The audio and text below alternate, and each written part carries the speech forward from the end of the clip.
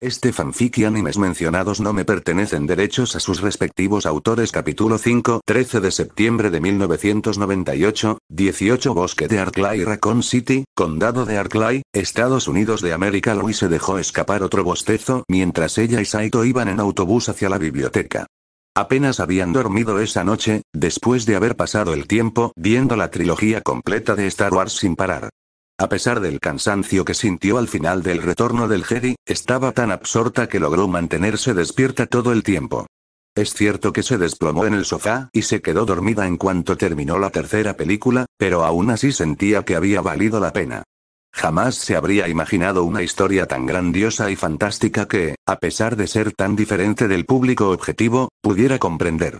Junto con todo lo demás que había aprendido desde su llegada a la Tierra, Louise planeaba compartir Star Wars, pues estaba segura de que a todos en el reino les encantaría tanto como a ella. Claro que podría haber prescindido de despertarse al mediodía abrazada a Saito en el sofá como si fuera una almohada, aunque en ese momento le hubiera resultado agradable. Sobre todo por la vergüenza que sintió cuando, al final, fueron los padres de Saito quienes la despertaron. Lo peor fue ver las sonrisas en sus rostros, e incluso ahora agradecía al fundador que, hasta el momento, Saito no tuviera ni idea de lo sucedido. O al menos, que no dijera nada, ya fuera por la vergüenza mutua de que él lo disimulara mejor que ella o por simple cortesía. En cualquier caso, agradecía que Saito no sacara el tema. Con ganas de despejar la mente, Louise miró por la ventana mientras se acercaban a la biblioteca. Estaba a varios kilómetros de distancia, lo que los obligó a usar el autobús, ya que era demasiado lejos para ir caminando a un ritmo razonable. Por suerte, la biblioteca era una de las primeras paradas de su ruta. Ya habían tomado ese autobús muchísimas veces, tanto para ir como para volver de la biblioteca, y Louise ya se sabía de memoria las tiendas y los edificios del camino. Su ruta comenzaba justo afuera del apartamento de los Iraga en el distrito oeste, cerca de West Park, y luego se dirigía al norte hacia el zoológico de Raccoon y la línea central de ferrocarril de Raccoon. Después, continuaron hacia el norte pasando el Hospital Spencer Memorial y la Torre del Reloj de San Miguel, hasta llegar a Raccoon Park, donde finalmente bajaron y caminaron el resto del camino hasta la biblioteca pública.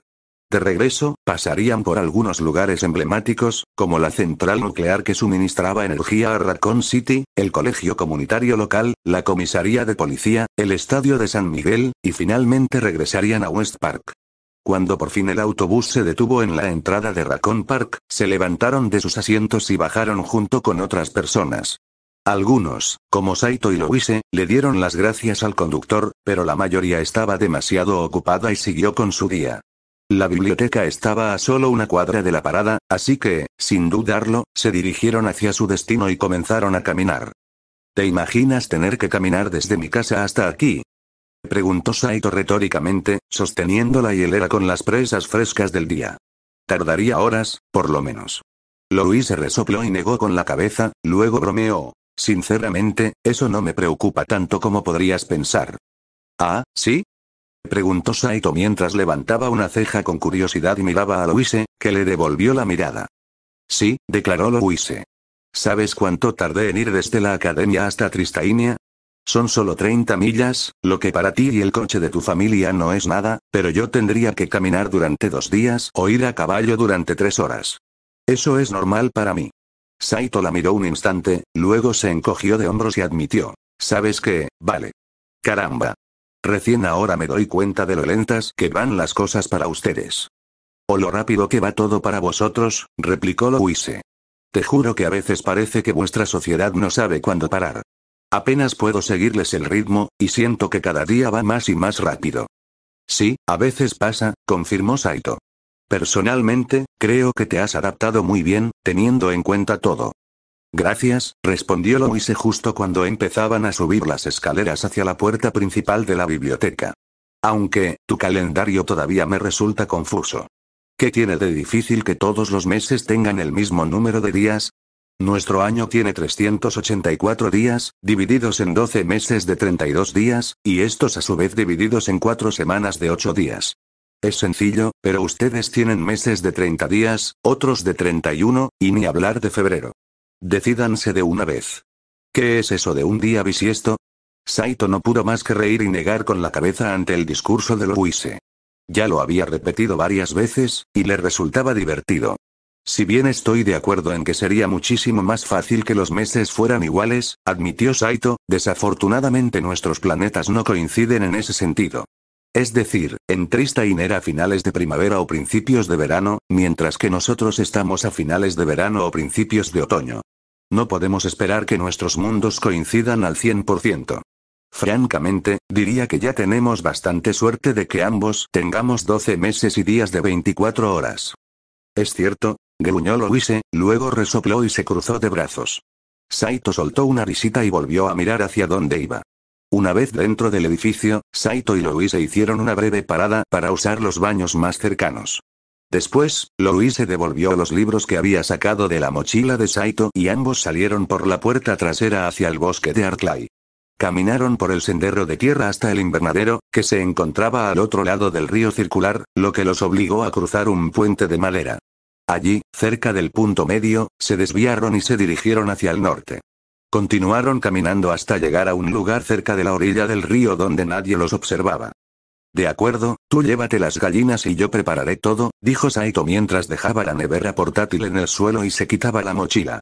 Mientras Saito comenzaba a preparar su videocámara con el trípode que había comprado, Louise abrió la hielera y sacó uno de los pollos crudos que estaban usando. Ambos habían aprendido la lección después de la primera vez y ya no los preparaban todos a la vez. En cambio, usando un tronco caído que habían elegido como soporte, el cual ya tenía varios segmentos rotos, colocó uno de los pollos sobre una superficie relativamente plana. Supuso que, eventualmente, tendrían que encontrar otro tronco para usarlo como base. O apilar algunas piedras, pero en ese momento ni Louise ni Saito se sentían cómodos con la posibilidad de volar una por los aires. Una vez que el pollo estuvo bien colocado, Louise regresó al lugar marcado, una piedra bastante plana que habían logrado encontrar. Unos instantes después, Saito anunció que la cámara estaba lista y que podía empezar en cualquier momento. Asintió a su amiga y respiró hondo. El mundo pareció calmarse a su alrededor. Todo ruido y sensación desaparecieron. Al abrir los ojos, solo pudo ver con claridad su objetivo. Todo lo demás estaba borroso. Bola de fuego. Lanzó Louise, impactando de lleno en el centro del cuerpo del pollo. Este salió volando hacia el bosque, partiéndose en varios trozos grandes antes de estrellarse contra un gran árbol. Unos pocos restos de carne quedaron adheridos a la corteza mientras el cadáver caía al suelo del bosque, donde quedó tendido entre las raíces del árbol. Eso estuvo genial. Pasemos al siguiente, dijo Saito mientras giraba la videocámara hacia Louise, después de haber seguido el rastro del cadáver mientras se alejaba volando. Asintiendo hacia su entrenador, Louise sacó otro blanco y lo colocó en el mismo lugar que antes. Esta vez, aumentó la distancia entre ella y el tronco caído. Era un ejercicio sugerido por Saito, quien razonaba que si Louise lograba acertar a sus blancos a mayor distancia, su control mejoraría. Era una lógica sólida, en opinión de Louise, y hasta el momento había dado algunos resultados. La primera vez que lo intentó, falló completamente el blanco e hizo explotar un árbol cercano, partiéndolo en 1000 pedazos y haciéndolo caer lejos de ellas. Los siguientes intentos no fueron mucho mejores, pero para entonces su puntería había mejorado notablemente. Recordó esto cuando lanzó bola de fuego una vez más y golpeó el costado del pollo, haciéndolo explotar y dejando un trozo humeante en su lugar. Algunos fragmentos de hueso y carne adherida volaron cerca de su cabeza, obligándola a estremecerse y retroceder, pero por lo demás sonrió al ver el resultado de una prueba exitosa. Un poco desviado, pero aún así bien. Anunció Saito, y luego le levantó el pulgar a Louise. Sigamos. Louise le dedicó una sonrisa a Saito y sacó otro blanco. Durante la siguiente hora, ella y Saito continuaron con sus pruebas, haciendo pausas para revisar las grabaciones. Una vez más, Saito tenía razón, ya que la perspectiva adicional le permitió a Louise detectar cuando había concentrado demasiado poder en su magia, o muy poco en otros casos. También analizaron la precisión de su puntería observando el punto de impacto de la explosión en el blanco. La mayoría de los impactos se produjeron en los laterales, sobre todo a mayor distancia, pero hubo muchos más disparos al centro que antes. Bueno, creo que se puede decir que estás mejorando mucho en las explosiones, sugirió Saito. O al menos en tu puntería. Es un comienzo, admitió Louise, luego suspiró y negó con la cabeza. Aún así, el poder persiste, ¿cómo se dice? ¿Fluctuante? Sí, fluctúa. No para de fluctuar. A veces es mucho, a veces poco. No hay ninguna constancia, por mucho que me esfuerce, admitió Louise, cruzándose de brazos y resoplando. Es exasperante. Ya lo sé, respondió Saito tras echarle una rápida mirada. Luego frunció los labios pensativo y preguntó, ¿alguna idea de por qué? Louise suspiró y negó con la cabeza. No, no lo creo. Lo peor es que ni siquiera es un problema nuevo. He tenido problemas para controlar el poder de mis hechizos desde que era niña, sin importar qué hechizo o afinidad usara. Murmuró Saito, tocándose la barbilla. ¿Podrías explicarme de nuevo las afinidades elementales? Son 3, ¿verdad? En realidad son 4, aclaró Louise. Cada uno corresponde a un elemento diferente. Está el fuego, el agua, la tierra y el aire. Sí, sí. Algo así como los 4 estados de la materia, al menos hasta cierto punto, dijo Saito asintiendo y luego señalándola. Si no recuerdo mal, los magos de fuego solo pueden usar magia de fuego, los magos de agua solo pueden usar magia de agua, y así sucesivamente. ¿Verdad? En realidad, es una idea errónea muy común, aclaró Louise mientras levantaba un dedo. Si bien es cierto que los magos pueden lanzar hechizos de su afinidad con mucha más facilidad que los demás, eso no les impide lanzar hechizos de otros elementos. La estructura de jerarquía de punto, línea, triángulo y cuadrado no indica cuántos elementos puede usar un mago, sino cuántos se pueden combinar entre sí. No entiendo la diferencia, admitió Saito, y Louise asintió mientras se volvía hacia él. Es sencillo. Todos los magos comienzan como magos de clase punto. Esto significa que solo pueden usar un elemento a la vez, lo que los limita a los hechizos más simples y débiles. Por ejemplo, el hechizo bola de fuego es el hechizo de fuego ofensivo más básico que existe. Simplemente crea una bola de fuego y nada más. Si yo fuera un mago de clase punto e intentara añadirle algo a bola de fuego, no funcionaría. Ah, ya veo. Entonces, una vez que un mago de clase punto alcanza línea, ¿puede combinar 2 afinidades diferentes para crear hechizos más poderosos? No siempre, respondió Louise. Al ver que Saito arqueaba una ceja con confusión, añadió. Subir de rango no significa necesariamente que ahora puedas combinar diferentes elementos. A menudo, simplemente significa que puedes apilar el mismo elemento. Por ejemplo, mi compañera de clase, Kirche von Zerbst, es una maga de clase triángulo, pero lo único que puede hacer es apilar 3 hechizos de elemento fuego para potenciar sus efectos. Ah. Como pasar de fuego a Fira y luego a Firaga en Final Fantasy, conjeturó Saito. Louise intentó comprender a qué se refería exactamente, entonces recordó haberlo visto jugar a un videojuego en su PlayStation con ese nombre y asintió. Sí, supongo que sí, dijo. Si eso ayudaba a Saito a visualizar de qué hablaba, entonces podría aceptarlo a pesar de su confusión. Louise continuó. En cualquier caso, los puntos solo pueden usar un elemento a la vez. Las líneas pueden usar 2, los triángulos 3 y, finalmente, los cuadrados 4. No tienen por qué ser elementos diferentes, pero de cualquier forma, el rango del mago indica cuán poderosa puede ser su magia. Un hechizo de fuego de clase cuadrado es varias veces más poderoso que uno de clase punto, y lo mismo ocurre con todos los demás elementos. Ya veo, respondió Saito, tarareando para sí mismo y frotándose la barbilla. Me atrevería a decir que es difícil subir en la clasificación. Sin duda, confirmó Louise con un rápido asentimiento. Soy estudiante de segundo año en la Academia de Magia Tristain, y la mayoría de mis compañeros son magos de clase punto. Las únicas que no lo son Kirche y mi compañera Tabita. Kirche puede combinar 3 elementos de fuego, mientras que Tabita puede combinar magia de viento y agua varias veces para crear hielo. Como puedes imaginar, el número de magos de clase cuadrado es aún menor. Parece una pirámide, conjeturó Saito.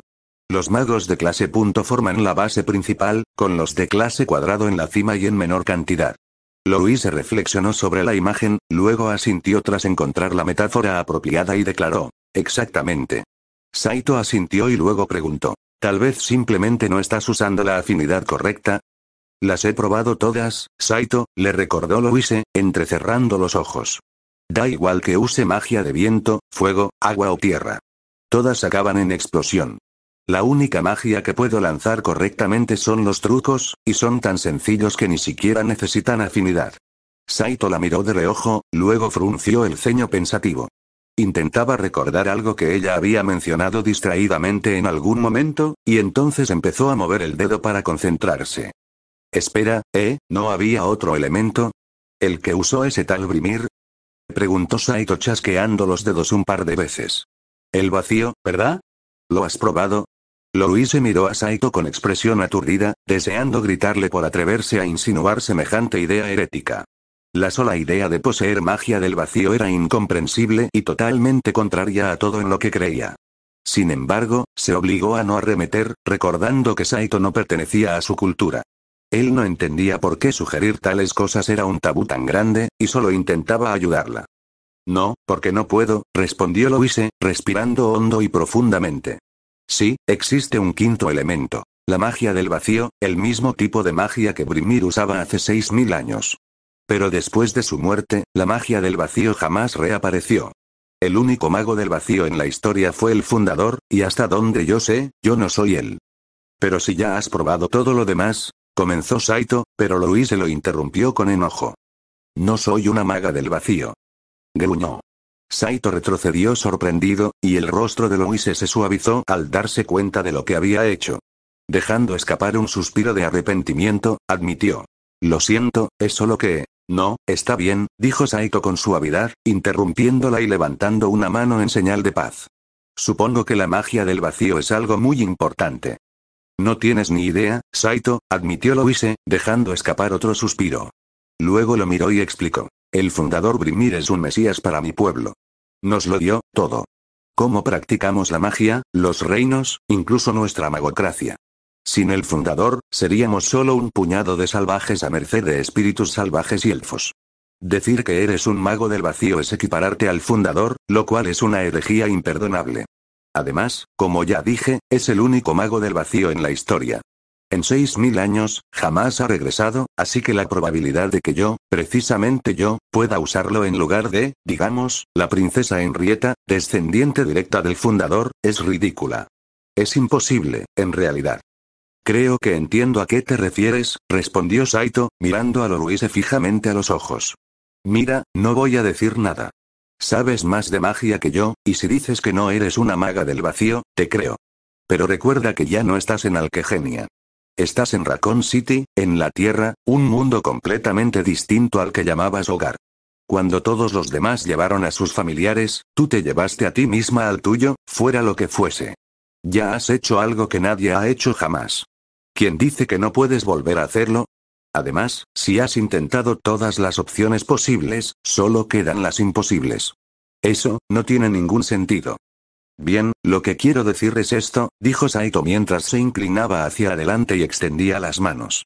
Hay 4, técnicamente 5, elementos mágicos que tú o cualquier otro mago puede usar. El uso de la magia del vacío fue declarado imposible de inmediato, así que ni siquiera lo intentaste.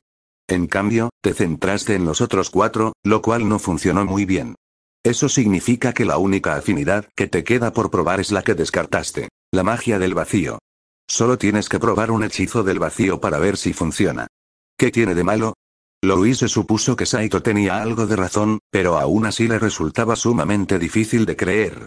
Más importante aún, incluso si él tuviera razón y ella fuera una maga del vacío, existía un problema completamente distinto que sería prácticamente imposible de superar. Aunque eso fuera cierto, declaró Louise, entrecerrando los ojos, hay otro problema. No existen hechizos del vacío que pueda aprender, y mucho menos lanzar. No ha habido un mago del vacío en miles de años, así que no había razón ni capacidad para crear más. Ah, sí, respondió Saito en voz baja, frunciendo el ceño y apartando la mirada por un instante. Sí, eso es un problema, ¿verdad? En efecto, afirmó Louise con naturalidad, y luego miró hacia abajo para comprobar que el sol comenzaba a ponerse. Se puso de pie con un leve quejido y dijo, se está haciendo tarde. Probablemente deberíamos irnos. Saito miró hacia el horizonte, vio el sol poniéndose y asintió mientras se ponía de pie.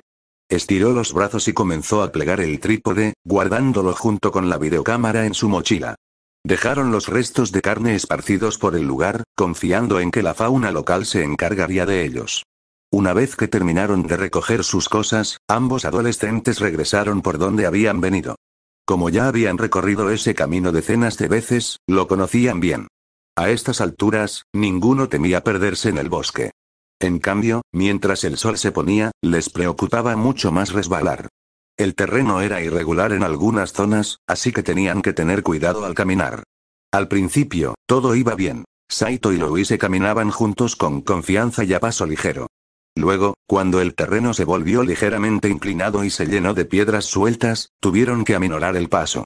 Como era más fuerte, Saito pudo mantener un ritmo más manejable, a pesar de cargar más peso, pero Louise se vio obligada a ir más despacio. No tuvo que arrastrarse, pero cada pocos pasos era inestable. ¿Estás bien ahí atrás?, preguntó Saito un poco más adelante. Sí, estoy bien, respondió Louise, extendiendo lentamente el pie para encontrar una posición segura. Una vez que la encontró, dio un paso y repitió el proceso hasta la saciedad. De acuerdo, solo ten cuidado. Algunas de estas rocas parecen un poco sueltas, señaló Saito mientras avanzaba con cautela.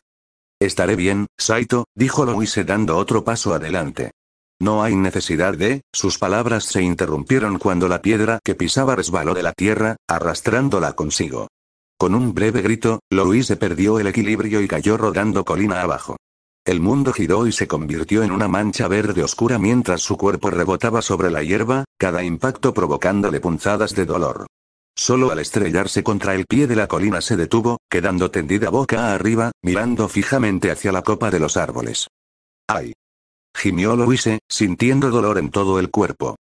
Dios mío, Louise, gritó Saito mientras tiraba la hielera a un lado y se deslizaba colina abajo. Corrió hacia ella cuando empezó a incorporarse y la sostuvo suavemente en una posición inclinada. Mirándola con preocupación, le preguntó: ¿estás bien? Uf, siento como si llevara horas a caballo, respondió Louise con un gemido. Tenía todo el cuerpo cubierto de tierra y hierba, además de algunos rasguños y moretones en la cara. ¿Te has roto algo?, preguntó Saito mientras la ayudaba a incorporarse. Para su alivio, ella negó con la cabeza. No, solo, me duele muchísimo, admitió. Estoy bien. ¿Segura? Menuda caída, señaló Saito, pero Louise negó con la cabeza. Sí, estoy segura, confirmó Louise. Saito asintió y suspiró aliviado, luego se puso de pie y tomó suavemente los hombros de Louise. Ven, déjame ayudarte a levantarte. Ay, gracias, respondió Louise tras soltar otro quejido de dolor. Con la ayuda de Saito, empezó a ponerse de pie por sí sola, pero en cuanto apoyó los pies, su tobillo derecho se le dobló de repente. ¡Ah! Gritó, cayendo hacia atrás y agarrándose el tobillo en un intento por contener el dolor. ¿Qué? ¿Qué pasa?, preguntó Saito frenéticamente mientras miraba la articulación en cuestión. Mi tobillo, reveló Louise entre dientes. Creo que me lo he torcido. Arrodillado junto a su tobillo derecho, Saito le subió un poco el bajo del pantalón para ver mejor. Hizo una mueca al ver la articulación roja e hinchada, una lesión que conocía demasiado bien tras años jugando al béisbol. Sí, definitivamente es un esguince, reveló Saito mientras se sujetaba la barbilla pensativo. No vas a poder caminar con eso. No me digas, ay, gimió Louise. No era un dolor particularmente intenso, sino más bien un latido sordo que no desaparecía. Saito miró a su amiga con compasión y luego comenzó a observar el bosque mientras se le ocurría una idea. Espere, quédese ahí, dijo mientras comenzaba a alejarse. No es que pueda ir a ninguna parte, señaló Louise con brusquedad mientras fulminaba con la mirada a su acompañante. Sin embargo, cuando él empezó a alejarse, ella preguntó nerviosa. Oye, ¿a dónde vas? Solo estoy recogiendo algunas cosas para ayudar, respondió Saito mientras subía la colina y desaparecía de la vista. ¿Saito?, llamó Louise, mirando hacia donde había desaparecido su amiga. Durante unos minutos, se quedó sola. El sol comenzaba a ocultarse en el horizonte, acompañada únicamente por el murmullo del agua del río circular, el trinar de los pájaros y el zumbido de los insectos. Un poco más abajo, vio algunos ciervos bebiendo del río, y de vez en cuando la superficie del agua se ondulaba al emerger algún pez o tortuga. En general, el paisaje era tranquilo, pero con el paso del tiempo, su nerviosismo crecía. Finalmente, justo cuando iba a volver a gritar, oyó regresar a Saito. Se deslizó colina abajo y corrió hacia ella. Al acercarse, el nerviosismo de Louise se transformó en irritación, y le dio una palmada en el brazo gritando: «Perro estúpido. ¿Cómo pudiste abandonarme así?» «Yo no, lo siento», se disculpó Saito, haciendo una mueca por su error. Tenía tanta prisa que olvidó explicarse bien. «¿Qué estabas haciendo?», preguntó Louise con urgencia, y en respuesta Saito extendió la mano para mostrar una pequeña planta verde. «Hierba verde de Arclay», reveló Saito mientras intentaba dársela. crecen por todas partes. No tardé mucho en encontrar una. De acuerdo, respondió Louise lentamente, y luego preguntó. ¿Cómo se supone que una planta va a ayudar con un esguince de tobillo? Las hierbas de Arclay son mundialmente famosas por sus propiedades medicinales, respondió Saito. Come esto y quedarás como nuevo. Louise lo miró con los ojos entrecerrados por un instante. Él le suplicaba en silencio que le creyera, y a pesar de seguir enfadado por su supuesto abandono, Saito no había dado motivos para desconfiar de él hasta el momento. Con un suspiro a regañadientes, Louise tomó la hierba machacada y se la metió en la boca. Casi de inmediato sintió náuseas, pues el sabor era extremadamente amargo y la textura repugnante. Sin embargo, persistió y, tras masticar un poco, tragó la mezcla. ¿Qué fue eso? Louise hizo una mueca de asco y negó con la cabeza, imitando el gesto de todo su cuerpo. Quiso reprender aún más a Saito, pero de repente notó que el dolor en su cuerpo comenzaba a desaparecer. Asombrada, Louise miró su tobillo y vio cómo la hinchazón roja disminuía, y al cabo de unos instantes, estaba completamente curado. No solo su tobillo, sino también los moretones y rasguños de su cuerpo y rostro sanaron. Si no lo supiera, ni siquiera habría pensado que se había caído. ¿Qué acaba de? Preguntó Louise en voz baja mientras se ponía de pie por sus propios medios. Ya te lo dije, las hierbas de Arclay son mundialmente famosas. Son realmente buenas, una medicina natural excelente. Antibióticos, analgésicos y mucho más, reveló Saito. El sabor y la textura son horribles, y si tomas demasiado te deshidratarás, pero curan prácticamente cualquier cosa, excepto una herida de bala o un hueso roto. Incluso en esos casos, depende de dónde te hayan disparado y de la gravedad de la fractura, y las hierbas aceleran muchísimo la recuperación en cualquier caso. Con solo tomar 3 hierbas verdes, o una mezcla de verdes y rojas, puedes tratar casi cualquier cosa. Louise miró a Saito con incredulidad y luego preguntó, ¿y simplemente, crecen de forma natural? Sí, por todo el condado de Arclay, asintió Saito. No solo eso, casi todos en Raccoon City cultivan algunas para uso personal, y muchos de los mejores medicamentos de Umbrella son estas hierbas concentradas o refinadas. Como su spray de primeros auxilios. Si es algo grave, entonces sí, ve al médico o al hospital, pero para cosas menores, estas hierbas son insuperables. Louise miró con expresión aturdida el residuo verde en sus manos, con la mente a 1000 por hora. Luego alzó la vista temblorosa hacia Saito y sugirió, Saito, si no supiera nada mejor, diría que estas hierbas son mágicas. ¿Qué? No, respondió Saito, negando con la cabeza. Sé que puede que tengas algunas plantas así en casa para pociones o cosas por el estilo, pero ya te lo dije. Aquí no existe la magia. Sí, en Tristane también tenemos plantas como esta, reveló Louise, levantando la mano para enfatizar. Esta hierba que me acabas de dar, Saito, era mejor que casi todo lo que he visto antes. ¿Sabes lo que harían los alquimistas por conseguirla? Matarían por ella, te lo aseguro. ¿De acuerdo? Las hierbas de Arclay son una farsa, eso no es ninguna novedad, señaló Saito. No veo por qué tanto alboroto. Para mí sí lo es, porque ahora estoy convencida de que estas hierbas tienen algún tipo de magia. Las plantas no mágicas no curan a nadie con tanta eficacia ni tan rápido, declaró Louise. Si tengo razón sobre el cruce de nuestros mundos en el pasado, esto podría ser una pista para volver a casa. Esto va a ser como cuando descubriste lo de los dioses nórdicos, ¿verdad? Preguntó Saito, recordando aquel día que pasaron investigando sobre mitología después de que Louise notara algunas similitudes sorprendentes entre el panteón nórdico y su propia fe. Sí, lo es, respondió Louise. Venga, vamos a la biblioteca y empecemos a estudiar. Saito vio a Louise subir la colina de nuevo, de alguna manera más rápido que antes. Suspirando para sí mismo, se apresuró tras ella, recogió la hielera del lugar donde la había dejado y salió corriendo delante de ella. Podemos sacar algunos libros, replicó Saito, pero no nos quedaremos a dormir. Tengo clases por la mañana, así que no puedo permitirme quedarme despierto toda la noche como tú. Louise miró a su acompañante un instante, suspiró y asintió. Luego dijo, de acuerdo, está bien. Pero voy a beber algo. Estoy sedienta. Sí, las hierbas harán eso, recordó Saito, y juntos regresaron a la biblioteca. Una vez de vuelta en el sendero de tierra, mientras lo recorrían hasta la biblioteca, Saito preguntó. Antes de que te adentres en el apasionante mundo de la botánica, ¿todavía quieres ver Indiana Jones y los cazadores del Arca Perdida? ¿Está bueno? Una de las mejores películas de acción y aventuras jamás realizadas. Entonces sí, una vez que regresemos.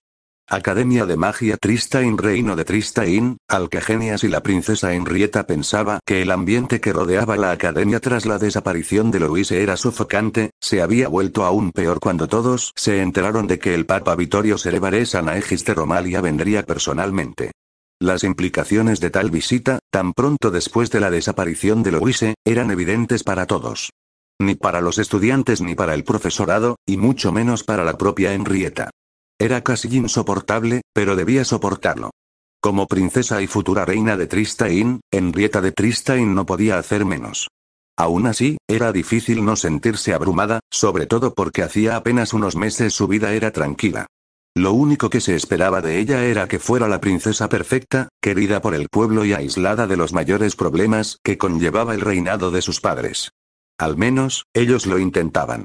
A pesar de sus bien intencionados esfuerzos, Henrietta seguía dándose cuenta de lo que ocurría fuera de los muros del palacio, pero sabía que no podía hacer nada al respecto. Al menos no en su posición actual. Pero entonces su padre falleció y su madre cayó en una profunda espiral de dolor de la que no parecía tener escapatoria. El país quedó prácticamente sin liderazgo, lo que provocó que el palacio se viera consumido por las luchas internas. Este repentino cambio de circunstancias obligó a Henrietta a asumir su papel con rapidez, y comenzó a imponer su autoridad cada vez más para conseguir lo que se proponía. Henrietta confiaba en que, al final, lograría consolidar su posición, pero desconocía la estabilidad que tendría ese trono una vez que lo ocupara. Aún así, casi prefería lidiar con las intrigas palaciegas a lo que hacía ahora. Esas discusiones eran asuntos puramente triestinos, aunque hubieran surgido en el momento más inoportuno. Lo último que necesitaban era distraerse mientras sus aliados, los Tudor, eran masacrados por traidores. Pero, ahora que el Papa estaba involucrado, la desaparición de Luisa se había convertido en una preocupación internacional, que los demás reinos no tardaron en notar. Hasta entonces había guardado silencio y solo podía esperar que ninguno de los otros reinos sospechara demasiado cuando la operación estuviera terminada. En ese momento, sin embargo, Henrietta se obligó a no preocuparse por eso. En cambio, se permitió un momento de respiro mientras se sumergía en el agua tibia de la bañera, dejando que penetrara en su cuerpo y relajara sus músculos. Después de más de un mes de estrés constante, el simple hecho de tomar un baño le parecía unas vacaciones muy necesarias. «¡Ah, qué bien se siente esto!», exclamó Henrietta mientras se reclinaba contra el borde de la bañera. «Me alegro de que estés disfrutando del baño, princesa», respondió Agnes, apoyándose en la pared del baño mientras vigilaba atentamente su entorno. «Si quieres, puedes acompañarme», ofreció Henrietta, pero Agnes negó con la cabeza. «Aquí estaré mejor capacitada para desempeñar mis funciones», señaló Agnes. Henrietta suspiró y negó con la cabeza, pues ya se esperaba esa respuesta a pesar de que eran las únicas en la casa de baños.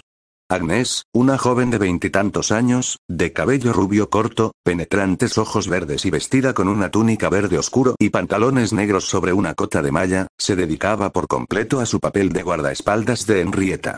Se conocían desde hacía algunos años, y Henrietta había llegado a confiar plenamente en Agnes durante ese tiempo. Si necesitaba que se hiciera algo, confiaba en que Agnes lo haría con rapidez y discreción.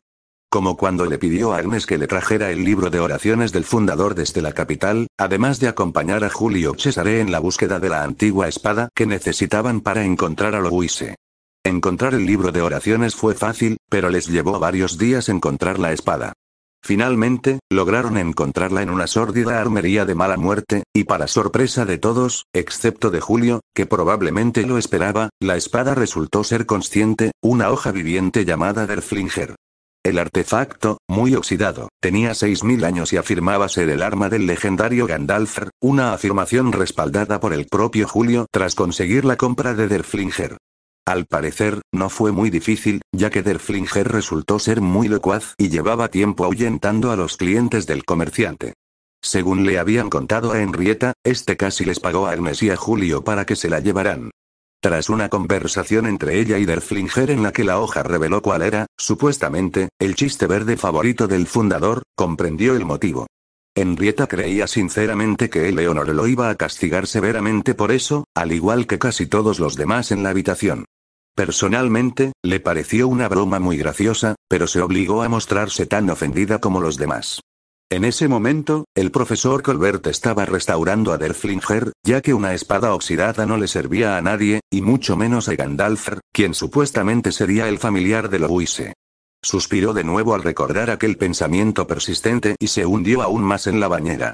Solo su nariz y la coronilla de su cabeza permanecían fuera del agua, y unas pocas burbujas ascendían con su respiración pausada.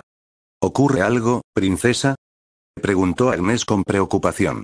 Henrietta se incorporó un poco, dejando que su cabeza asomara por encima de la superficie del agua. Quería negarlo y decir que todo estaba bien, pero sabía que Agnes no le creería. No, admitió mientras se abrazaba las rodillas. Con otro suspiro, añadió. Es que, todo esto. Louise, el papa, hoy, es demasiado. Agnes permaneció en silencio al principio, con el ceño ligeramente fruncido mientras miraba a la niña angustiada, luego asintió y dijo. Lo entiendo.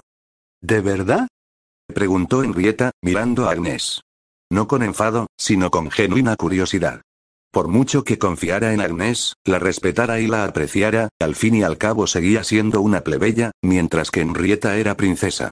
Le encantaría remediarlo elevando a una de sus súbditas más leales al estatus que merecía, pero, por desgracia, Henrietta carecía tanto de la influencia como de la justificación necesarias para hacerlo. En ese momento, vivían en dos mundos completamente distintos y, a través de la otra, solo vislumbraban lo que la otra tenía que afrontar. Hay que reconocer que Agnes no se ofendió por las palabras de Henrietta. Sí, lo creo, confirmó Agnes, cruzándose de brazos y asintiendo. Quizá no esté en tu lugar, ni veo todo lo que ves, pero veo lo suficiente. Lo suficiente para saber que toda esta situación se complica cada vez más. Me gustaba más cuando solo se trataba de la desaparición de la hija de un duque, no de la recuperación de un mago del vacío. No lo sabemos con certeza, señaló Henrietta, a lo que Agnes respondió arqueando una ceja. ¿Por qué otra razón intervendría el papa?, preguntó Agnes retóricamente. Tras un instante, Henrietta suspiró y bajó la cabeza, sabiendo que Agnes tenía toda la razón. La única razón por la que la iglesia se estaba involucrando tanto era por lo que todos sabían que poseía Louise. El poder del vacío, la primera persona en usarlo en 6000 años. Sin duda, eso atrajo la atención de la iglesia, como lo haría con otros una vez que el secreto se revelara. Por suerte, por el momento nadie más había logrado atar cabos, y Henrietta había jurado mantenerlo así el mayor tiempo posible. Tienes razón, admitió Henrietta, luego se reclinó y añadió. Fundador, dame fuerza. Agnes miró a Henrietta un instante, frunciendo ligeramente el ceño antes de suspirar y negar con la cabeza. Pensando que era un buen momento, preguntó. ¿Cómo va el proceso de selección? Henrietta miró a Agnes y luego dijo. ¿Te refieres al equipo de rescate? Va bien, en general. ¿Y qué hay del tamaño y la composición? La duquesa Valiere cree que un grupo de 20 personas será suficiente para proteger a Louise. Aunque preferiría que todos fueran magos de alto nivel, siendo realistas, eso no va a suceder, admitió Henrietta. Por lo tanto, el grupo de rescate estará compuesto por 8 magos y 12 plebeyos. Me sorprende que dejen entrar a soldados plebeyos, murmuró Agnes entre dientes. Henrietta lo notó, pero en lugar de irritarse por el claro sentimiento antinobleza que Agnes mostraba, la princesa asintió.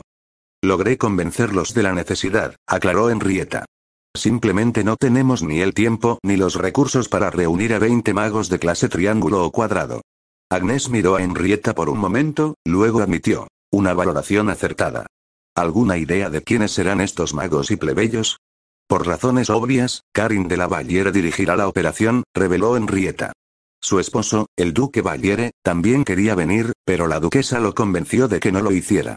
Si algo saliera mal y ambos jefes de la familia Valiere estuvieran presentes, sería desastroso, concluyó Agnes, y Henrietta asintió. Agnes asintió también y continuó. Tengo la sensación de que el profesor Colbert vendrá también. Sí, lo es, confirmó Henrietta. A pesar de su carácter afable, el profesor Colbert es en realidad un exsoldado y un mago de fuego de clase cuadrada. Además, se siente culpable por la situación de Louise, así que fue el primero en ofrecerse voluntario. Supongo que sí, respondió Agnes, frunciendo el ceño al oír mencionar al mago de fuego. Solo lo había visto una vez, y si bien era mucho más amable que la mayoría de los nobles que había conocido, el hecho de que fuera un mago de fuego la hizo desconfiar de él de inmediato. Fueron magos de fuego quienes incendiaron su aldea de Dangleterre 10 años atrás por rumores y mentiras, y después de aquello juró no volver a confiar ciegamente en un mago. Hasta el momento, solo la princesa Henrietta había demostrado ser digna de su lealtad y respeto, y dudaba que alguien más lo fuera. Aparte del sacerdote Cesare, no se ha seleccionado a nadie más, confirmó Henrietta. Creo, sin embargo, que la duquesa Baviera tiene previsto contactar con el vizconde de Guardes, Jean-Jacques Francis, por ser capitán de los caballeros del Grifo y prometido del Guise. Agnes asintió, comprendiendo su presencia.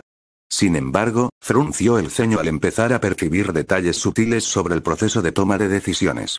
Decidida a expresar sus sospechas con franqueza, Agnes dijo: «Princesa, ¿me permite? Si bien todos los miembros del grupo son buenas opciones, me parece que está dejando que la duquesa Baviera tome todas las decisiones». Henrietta miró a su guardaespaldas de confianza y quiso refutar la acusación, pero no pudo. Suspiró y bajó la cabeza, luego admitió: «Sí, lo ha sido. Al fin y al cabo, es su hija, así que debería tener la última palabra en este asunto». «Pero usted es la princesa», le recordó Agnes con énfasis. «A pesar de su edad y rango, está por debajo de usted en posición. No puede permitir que ella ni nadie más siga tomando decisiones sin su opinión». «¿Crees que no lo sé?», preguntó Henrietta, frunciendo ligeramente el ceño a Agnes. «Estoy completamente perdida, Agnes. La planificación más seria que he hecho hasta ahora ha sido para bailes de palacio, e incluso entonces eran pequeños y los organizaba principalmente mi madre. Solo tengo 17 años, así que todo lo que digo es desestimado casi de inmediato por los mayores que yo. La única razón por la que Karin accedió a que hubiera plebeyos en la fiesta es porque ya lo tenía previsto». «Lo entiendo», respondió Agnes, dando un paso al frente y separándose del muro. «Y no digo que debas ignorar las opiniones de quienes tienen más experiencia que tú. Eso sería una tontería, y tú no lo eres. Lo que sí digo es que necesitas hacerte valer más. No solo por tu mejor amiga, sino por el país. Lo último que necesita Tristan es que su reina sea fácil de manipular». Henrietta miró fijamente a Agnes durante unos instantes, quien le devolvió la mirada. Ninguna estaba dispuesta a ceder, pero finalmente Henrietta suspiró y apartó la vista. Se dio cuenta de que Agnes tenía razón. Debía imponerse y hacer valer su autoridad en este asunto, a pesar de su edad e inexperiencia. Pero tenía que hacerlo de una manera que no pusiera en peligro la misión. Intentar insistir en algo desaconsejable solo porque quería dejar su huella solo conduciría al desastre, además de erosionar su apoyo. Henrietta tenía que encontrar un punto medio. Entonces, al volver a mirar a Agnes, se le ocurrió una idea. Con una sonrisa, Henrietta dijo: «Tienes razón, Agnes. Necesito hacerme notar más aquí, y pienso hacerlo durante nuestra próxima reunión esta tarde». «Me alegra oírlo, princesa», respondió Agnes con una leve sonrisa en el rostro, pero Henrietta continuó hablando. «Por eso presentaré su candidatura para que actúe como mi representante personal», declaró Henrietta. La sonrisa de Agnes desapareció, reemplazada por una expresión de incredulidad y desconcierto. «¿Qué? ¿Yo?», preguntó Agnes, y Henrietta sonrió y asintió. «¿En quién más puedo confiar? Además, usted está ciertamente cualificada, si me permite decirlo», declaró Henrietta y, como esperaba, su guardaespaldas comenzó a negar con la cabeza fervientemente. «Princesa, aunque me siento tremendamente honrada de que me confíe esta tarea, debo rechazarla», protestó Agnes. «Mi deber es protegerla, y no puedo hacerlo alejándome de usted». «Tengo otros guardaespaldas», señaló Henrietta. «Además, contaré con la escolta personal del Papa, toda la armada de Tristainia y un ejército vigilando la academia. Estaré completamente segura». «Pero, princesa», intentó replicar Agnes, pero Henrietta la interrumpió bruscamente. «Agnes, por favor», dijo Henrietta con dulzura, dejando a Agnes en un silencio atónito. «Eres mi sirvienta y amiga de mayor confianza, y sé que, aunque todos los demás fallen, tú la recuperarás. Incluso sin magia, encontrarás la manera. Así que, por favor, ¿haces esto por mí?». Agnes contempló a su princesa durante unos instantes, dividida entre la lealtad y el deber. Finalmente, tras lo que pareció una eternidad, se arrodilló, hizo una reverencia e inclinó la cabeza. «Princesa Henrietta, acepto con benevolencia esta tarea en su nombre», proclamó Agnes. «Con los dioses como testigos, devolveré a Louise de la Baviera a Tristan sana y salva. Protegeré su vida como si fuera la suya. Tiene mi palabra». Sé que lo harás, respondió Henrietta, regalándole a su guardaespaldas una cálida sonrisa mientras se levantaba del baño para aceptar el juramento de campeona de rodillas, erguida con la misma majestuosidad que en la más auspiciosa de las ceremonias reales, vestida con ropajes de agua y luz. 16 de septiembre de 1998, 19 horas. Apartamento familiar Iraga Raccoon City, Condado de Arklay, Estados Unidos de América. Saito sonrió expectante al terminar la última película que él y Louise estaban viendo, acompañada de una música grave y metálica que inspiraba una sensación de temor y, a la vez, de asombro. Al igual que con Star Wars, Louise había quedado cautivada desde el principio, pero él notó que lo que se mostraba la perturbaba mucho más. Supuso que era de esperar. Después de todo, Star Wars era para todos los públicos, mientras que Terminator era una película para adultos. Entonces, comenzó finalmente Louise tras unos instantes de silencio, lo que provocó que Saito bajara el volumen del televisor de su habitación. Estados Unidos creó Skynet para controlar a sus fuerzas armadas. Sí, afirmó Saito, y Louise continuó. Skynet cobró conciencia propia y desencadenó el día del juicio final, matando a casi todo el mundo. Así es. Los supervivientes se unieron en torno a John Connor, quien lideró su guerra contra Skynet, una guerra que la humanidad terminó ganando.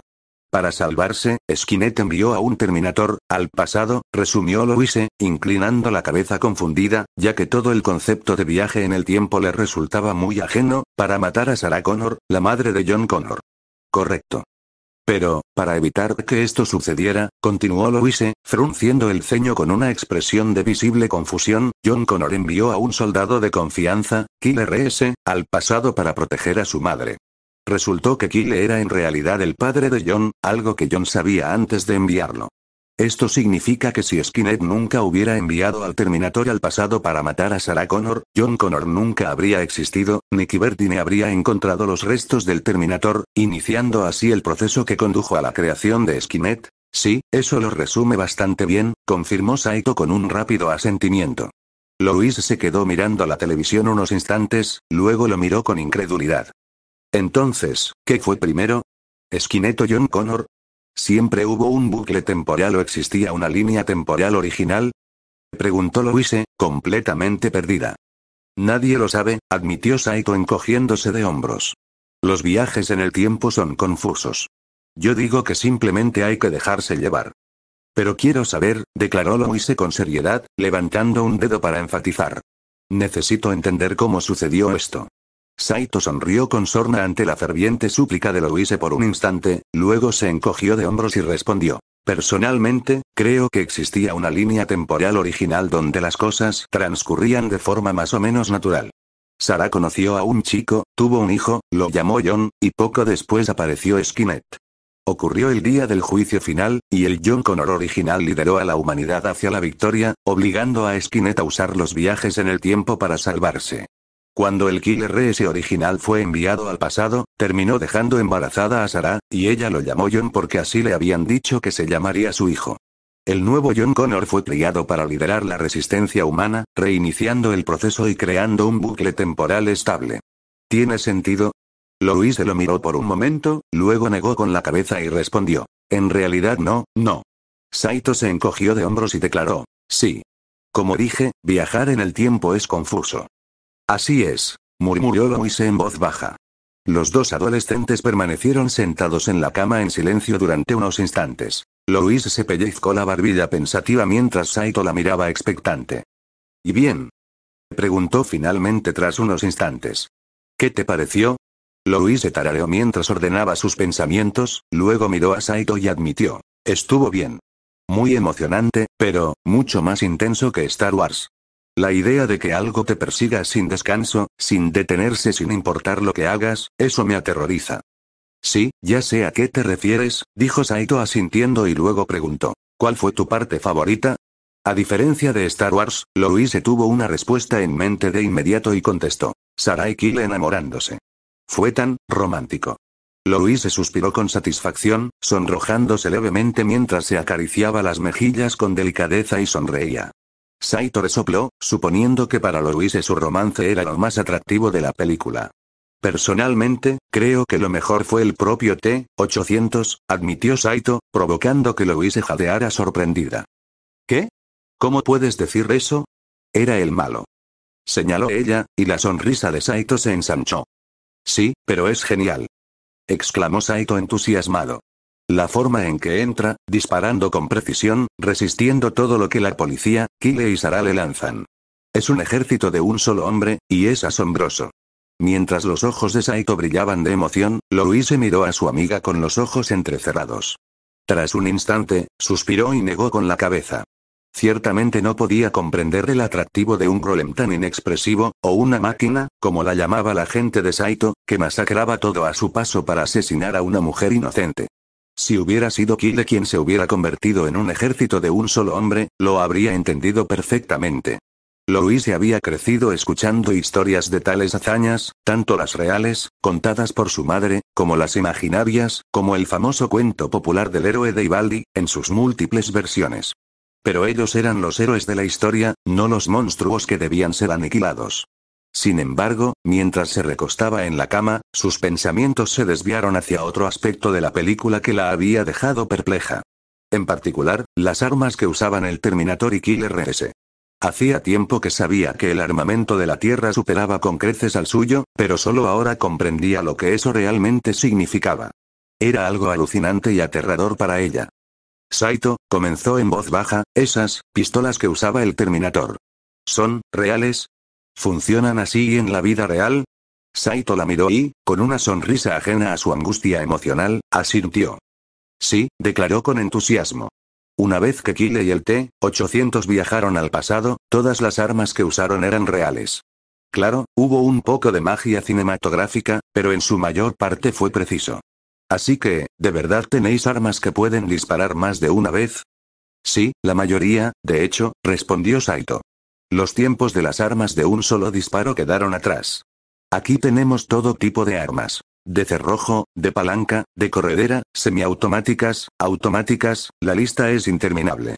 Louise miró fijamente a Saito mientras estaba tumbada boca arriba en la cama, luego suspiró y se incorporó antes de admitir. ¿Sabes? En casa también tenemos armas de fuego, pero son solo mosquetes que solo pueden disparar una vez. Ah, dijo Saito, comprendiendo por fin lo que Louise pensaba. Haciendo una mueca ante su propia ignorancia, añadió. Sí, ya veo que pasar de mosquetes a ametralladoras sería un salto enorme. Louise negó con la cabeza y rió, luego reveló. ¿Sabes? Antes de llegar aquí, ni siquiera pensaba en las armas. Creía que eran cosa de plebeyos y que, a menos que tuvieras mucha suerte, no se comparaban con las de un mago de verdad. Pero, después de verlas en acción, aunque solo sea en una película, Louise se quedó callada, y Saito frunció los labios. Pero antes de que pudiera decir nada, Louise endureció su expresión y miró a Saito, luego dijo. Aún así, siento curiosidad por ellos. ¿En serio? Preguntó Saito, algo perplejo. ¿Por qué? Pensé que no querrías tener nada que ver con ellos. Claro que sí, si las armas de tu mundo llegaran al mío, podrían desestabilizar por completo nuestra sociedad, admitió Louise. Podría desencadenar la anarquía y el caos. Pero, si se manejan correctamente, estas armas podrían garantizar la independencia de Tristan. Para mí, vale la pena correr el riesgo. Saito lo pensó un momento y asintió. Sí, entiendo lo que quieres decir. Incluso si pudieras replicar los rifles de cerrojo, eso dejaría en ridículo todo lo demás que tenéis. Exacto, declaró Louise, señalándolo. Mañana me gustaría ir a la biblioteca y sacar algunos libros sobre armas de fuego. Así podré. En realidad, tienes suerte, la interrumpió Saito, poniéndose de pie y apoyando las manos en las caderas. Porque, Louise, vives en el mismo apartamento que un completo chiflado de las armas. ¿Significado? Creo que las armas son geniales, y tengo un montón de revistas sobre ellas en mi habitación, afirmó Saito rotundamente. Oh, respondió Louise, luego se levantó y comenzó a mirar a su alrededor. Bueno, ¿a qué esperamos? Saquémoslos. Saito asintió y comenzó a buscar por su habitación las revistas en cuestión. Desafortunadamente, dado que hacía tanto tiempo que no las tocaba, encontrar siquiera una se le hacía cada vez más difícil. Tras unos minutos buscando en cajones y armarios, Louise decidió ayudar también. Juntos, registraron cada rincón de la habitación, intentando encontrar las revistas para satisfacer la curiosidad de Louise. Finalmente, rebuscando en el cajón de su ropa interior, Saito sintió el borde de una revista y, con un grito victorioso, la sacó y exclamó. La encontré. Saito, le interrumpió Louise con frialdad. Sorprendido, Saito se giró hacia ella, solo para ver que Louise le daba la espalda. Estaba de espaldas a su cama, con el cuerpo rígido, sosteniendo algo en las manos que él no podía ver. Entonces, al darse la vuelta y mostrarle una revista, el corazón de Saito se aceleró mientras ella preguntaba: ¿qué es esto? Saito miró la revista, cuya portada mostraba a una mujer con poca ropa junto al logo de una cabeza de conejo blanca, y luego alzó la vista hacia el rostro ilegible de Louise. Su flequillo le cubría los ojos y una oscura nube de miasma parecía envolverla. Las sombras mismas parecían alargarse, y Saito supo que corría un grave peligro. Saito tragó saliva ruidosamente, soltó una risita incómoda y preguntó: «Oh, eso, ¿dónde lo encontraste?» «Debajo de tu cama». «¿Hay alguna razón por la que estuviera escondida allí?», preguntó Louise con tono amenazante, agarrando la revista con fuerza. Se lo estoy guardando a un amigo», respondió Saito, pero la mirada fulminante de Louise le dejó claro que no le creía en absoluto. Empezando a entrar en pánico, admitió rápidamente: «Vale, sí, es mío, pero solo lo leí por los artículos. Lo juro». Cualquier esperanza que tuviera de que Louise aceptara esa respuesta murió cuando ella lo miró con furia, y todo lo que pudo hacer fue gemir mientras Louise tomaba aire profundamente y se preparaba para gritar.